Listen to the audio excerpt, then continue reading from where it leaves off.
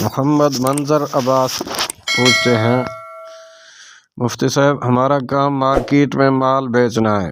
بعض چیزیں be quality کی بھی ہوتی ہیں جن میں کچھ نہ کچھ خرابی ہوتی ہے، لہٰذا جب ہم کسٹمر گاہک کو بی کوالٹی کی چیز بیچتے ہیں تو اس میں موجود عیب نہیں بتاتے، صرف یہ کہہ دیتے ہیں کہ جی یہ بی کوالٹی کی ہے۔ ہمارا اس میں موجود عیب کی وضاحت نہ کرنا کیسا؟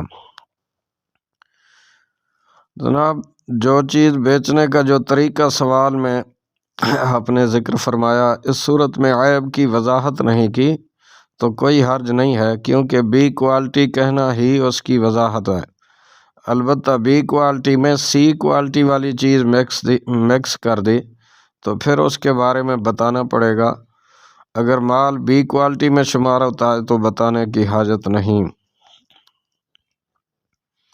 محمد علی صاحب نے ایک سوال پوچھا کہ مفتی صاحب، ڈاکٹر کا مختلف کمپنیوں کی دوائیاں بکوانے کے لیے کمیشن لینا کیسا؟ محترم علماء کرام اس بات کو رشوت کہتے ہیں۔ جو ڈاکٹر کمیشن لے کر کمپنیوں کی دوائیں بکواتے ہیں وہ اس میں مزید یہ گناہ بھی کرتے ہیں کہ ضرورت نہ ہونے کے باوجود مریض کو دوائیں لکھ دیتے ہیں، جس کی وجہ سے اسے مالی نقصان پہنچتا ہے، اور دوا کے اپنے سائیڈ ایفیکٹ بھی ہوتے ہیں، تو اس وجہ سے بھی ڈاکٹر گناہ گار ہوں گے۔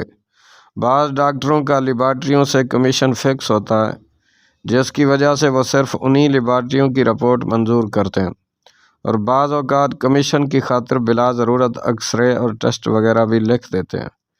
ٹیسٹ کے لیے خون نکلنا اور ایکس رے کے لیے مشین کی شعاعوں کا ہڈیوں سے پار ہونا بھی مریض کے لیے نقصان کا باعث ہے۔ بہرحال کمیشن کا نظام مختلف گناہوں کا مجموعہ ہوتا ہے۔ اگر کسی ڈاکٹر نے ایسا کیا ہے تو اسے توبہ کرنی چاہیے۔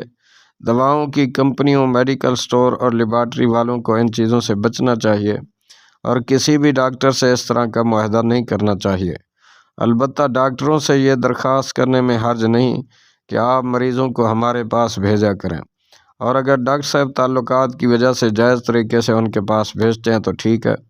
اگر ڈاکٹر صاحب کا کسی میڈیکل سٹور والے سے کمیشن فکس ہے اور وہ مریضوں سے یہ کہتے ہیں کہ فلاں میڈیکل سے ہی ادویات لینا، تو اس صورت میں اس ڈاکٹر صاحب کے نام سے صاحب کا لفظ مائنس کر دینا چاہیے کہ ایسا کرنے والا عزت و احترام کے لائق نہیں، کیونکہ نعوذ باللہ جو شخص بھی رشوتوں کا بازار گرم کرے وہ عزت کے لائق نہیں ہے۔ رشوت لینا دنیا اور آخرت میں بربادی کا سبب ہے۔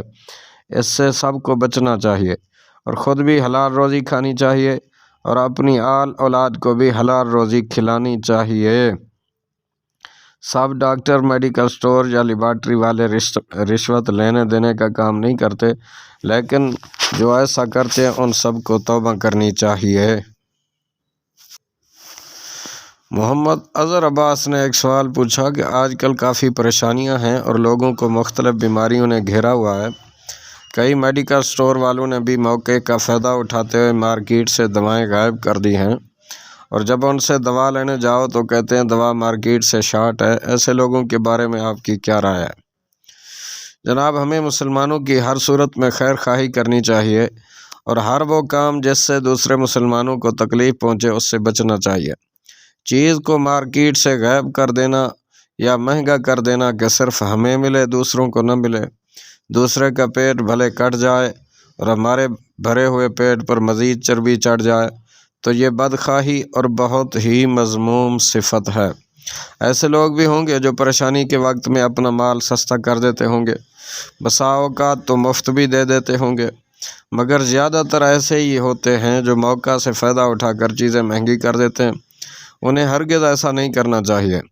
ایسے لوگ بھی ہیں جنہوں نے مریضوں کی خدمت کرنے کے لیے بڑے بڑے ادارے بنائے ہوتے ہیں، تو آپ کو بھی انہی کی طرح مریضوں کی خدمت کرنی چاہیے۔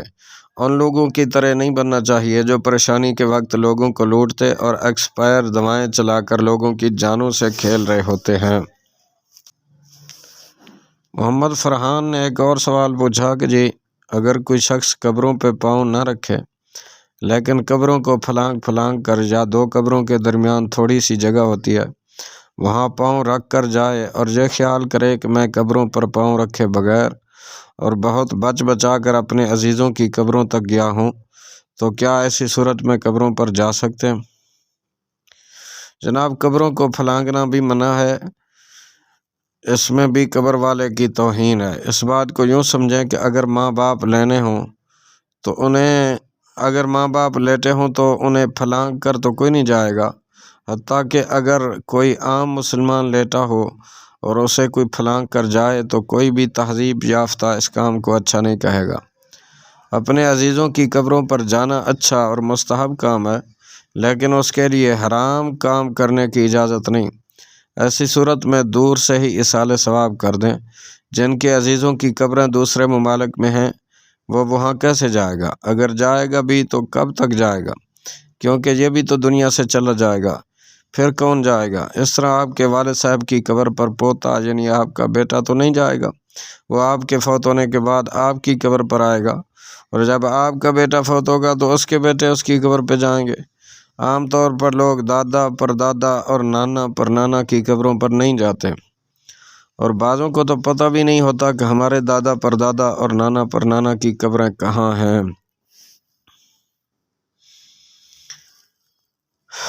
محمد حماد نے ایک سوال پوچھا، کہتے ہیں کہ کرونا وائرس کی وبا سے بچنے کے لیے عورت کا اذان دینا کیسا ہے؟ اگر آواز گھر سے باہر نہ جاتی ہو تو کیا وبا سے بچنے کے لیے عورتیں گھروں میں اذان دے سکتی ہیں؟ جناب کرونا وائرس کی وبا سے بچنے کے لیے میں عورتوں کو اذان دینے کا مشورہ نہیں دوں گا، کیونکہ احتیاط نہیں ہو سکے گی کہ گھر میں دیور جیٹھ ہوتے ہیں اور آس پاس کے گھروں میں بھی لوگ رہتے ہیں۔